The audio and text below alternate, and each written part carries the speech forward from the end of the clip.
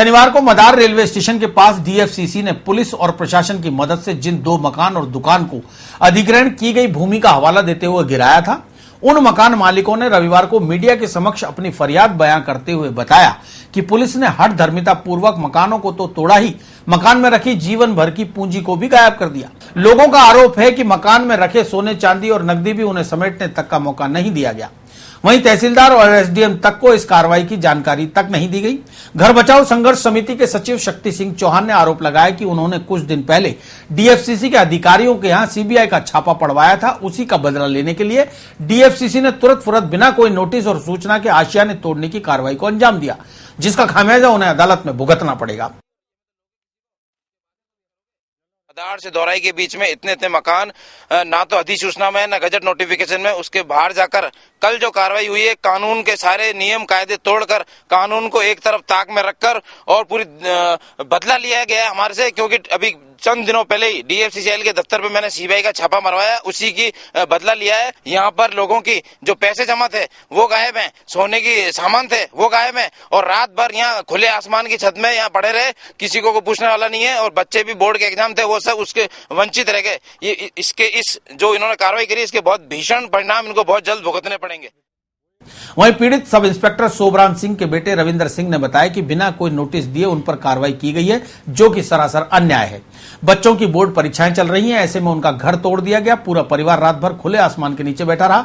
अलवरगेट थाना पुलिस ने महिलाओं सहित पुरुषों को भी ले जाकर थाने में बिठा दिया और पीछे से उनके घर का जरूरी कीमती सामान गायब कर दिया। डीएफसीसी के जो अधिकारी थे और तहसीलदार साहब, वो आ गए सभी जाब्ता लेके, और जब हमने उनसे पूछा कि आपके पास आदेश कहाँ है, हम भूमि आपत्ति में अधिग्रहण में थे ही नहीं, लेकिन फिर भी वो बोले कि एसडीएम का आदेश है, और लेकिन आदेश की हम कॉपी दिखाएंगे नहीं। और फिर उन्होंने ये भी कहा कि हमारे पास सुप्रीम कोर्ट के ऑर्डर हैं। मैंने कहा आप कोई भी आदेश है आप उसको दिखा दीजिए, न कानून से ऊपर आप हो ना हमें, कानून जो कहेगा। लेकिन उन्होंने कोई भी न तो दस्तावेज दिखाए न कुछ कहा, और हम सबको थाने ले गए और पीछे से हमारा मकान तोड़ते रहे। सामान हमारे जो है कैश रखा था घर में, चाचा की सैलरी थी 35,000, हमारे घर का कैश था 73,000 रुपए, गोल्ड की और सिल्वर की ज्वेलरी थी वो गायब है। मुझे थाने लेके जाके गए तो मेरी तलाशी ली, मुझे पास 1 भी रुपया नहीं था। मेरा पर्स भी यहीं था, उसमें 11,500 रुपए थे, वो भी नहीं है।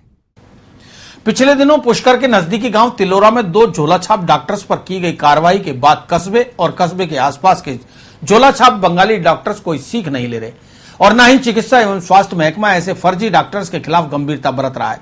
यही वजह है कि बेरोकटोक ऐसे फर्जी डॉक्टर्स लोगों की जिंदगी के साथ खिलवाड़ करने से भी बाज नहीं आ रहे। पुष्कर के देवनगर रोड पर एक बंगाली डॉक्टर के क्लिनिक पर रविवार को कुछ ऐसा ही नजारा देखने को मिला। यहां पर एक छोटी सी बिना नाम पते की दुकान पर पश्चिम बंगाल के डॉक्टर प्रशांत कुमार शर्मा बिना किसी डिग्री और लाइसेंस के लोगों का इलाज करते मिले। इतना ही नहीं, इस अवैध क्लिनिक पर भारी मात्रा में दवाइयां और रोगियों के सामने अपने आप को डॉक्टर साबित करने के उपकरण भी रखे हुए थे। हैरानी की बात तो यह है कि पुष्कर के राजकीय चिकित्सालय से महज कुछ ही दूरी पर ऐसे अवैध क्लिनिक फल फूल रहे हैं, लेकिन चिकित्सा एवं स्वास्थ्य विभाग के कान पर जू तक नहीं रेंग रही। तो इलाज करावे खतरा है, इलाज करावे खतरा है। और इलाज अटक क्यों कराओ? सरकारी अस्पताल में नहीं कराओ? सरकारी में किया 1-2 बार, तो कोई कांगड़े कोई चीज का परेशानी है। सरकार फ्री दवाएं दे रही है, इलाज कर रही है। तो फ्री दे रही है, बोल पे होना ही नहीं करे, बस काय एवढा बस काय करा। तकलीफ काय, कोई हाथ पर दुखे यार, माथा दुखे, दिन भर परेशान है। काय ट्रीटमेंट दे रही है? बोतल चल रही है। थोड़ी किसी डॉक्टर साहब को निकल आया था, ठीक नहीं है। और तो ना मैं कहीं ना पता जाना मेरा जानकारी तो हो नहीं, जानकारी में तो आवा है, क्या कर